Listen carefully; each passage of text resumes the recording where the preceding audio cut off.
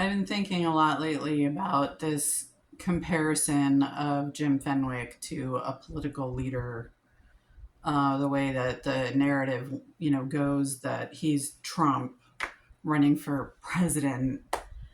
I still don't know what the president thing is. I think maybe it's supposed to be sort of a funny about being a conservatorship over a fully adult woman.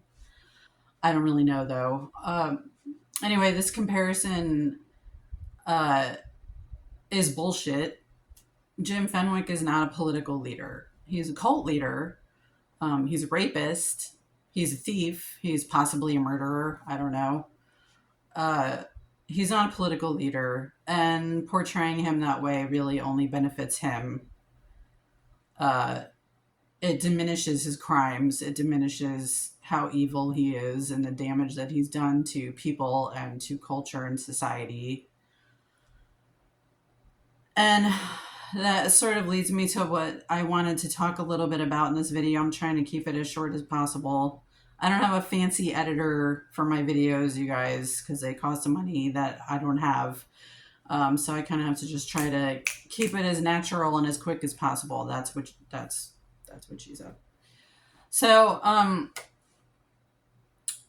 I think a lot of people, but especially young people, substitute um, social media information for real knowledge, because a lot of the information that's on social media and on the internet in general is not vetted by anyone.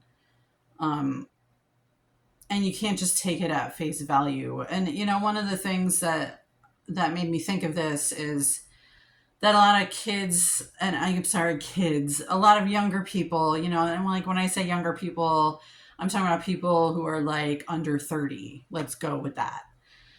Uh, use terms that really are just sort of always were intended to be discussed in an academic environment, like in a college classroom to debate topics. And those terms like get thrown around to justify all kinds of things that are problematic and ethically questionable. One of those phrases that I think especially affects me is gender as a social construct, which I think a lot of, and I don't want to talk about trans, I don't want to talk about the trans thing.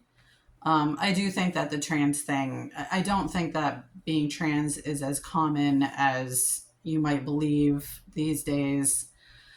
I think that a lot of, young people are sort of using it as a way to rebel, as a way to be different, as a way to forge their identity, which is all fine.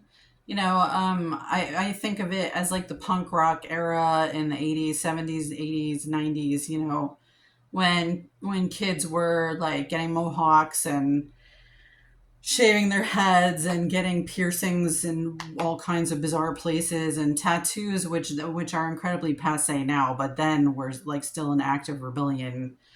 And it was a way for them to be different and stand out. And when people said, you look weird, they could be like, well, fuck you, like I'm still a human being and how dare you and whatever. It's like what kids do. It's rebelliousness. It's fine. It's normal. But again, I'm not talking about this to talk about that. It's really just that I want to encourage young people to think critically, to not accept just what they hear from like anyone. Don't just like read a blog by a peer and like accept whatever it says. Read actual books. And not even just reading lists from your college classes if you go to college. Like seek books on things that you are interested in. Um, so my example, gender is a social construct. I think a lot of kids throw that term around these days, and I don't think they even know like what it really means. It's really was about um, not just talking about sexism, but also, to discuss the spectrums of what a person can be regardless of their sex, regardless of what sex they were born. And it's not about rejecting your sex, which is where it's gotten really weird with you guys. It was more like girls were supposed to be in dresses and love pink and play with dolls, and grow up to be mothers and wives. Boys were supposed to be into sports and sort of, roughhouse and grow up to work and be the provider. And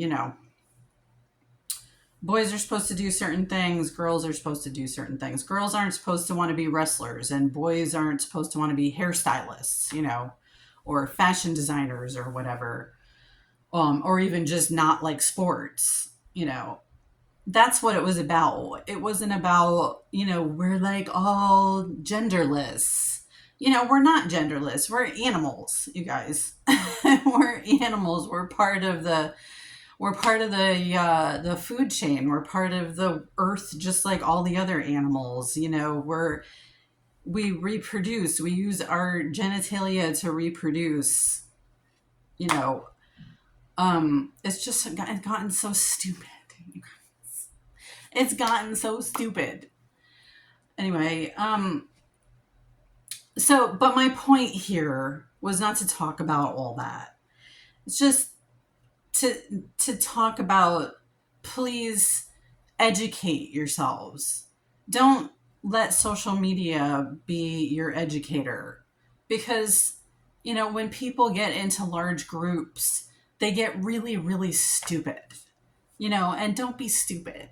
Like, you can be in the group, but also have your own identity, have your own brain, like, think critically. Like, if somebody says something, think, but do they know what they're talking about? And use logic and reason. And again, read vetted sources, not just blogs and not just posts and not just tweets and not just Instagram. And please, I beg you. So that's basically all I wanted to say. And I wish I had a fancy editing thing for my videos, but unfortunately I don't. So you have to tolerate all the imperfections, just like I do. So, okay, bye.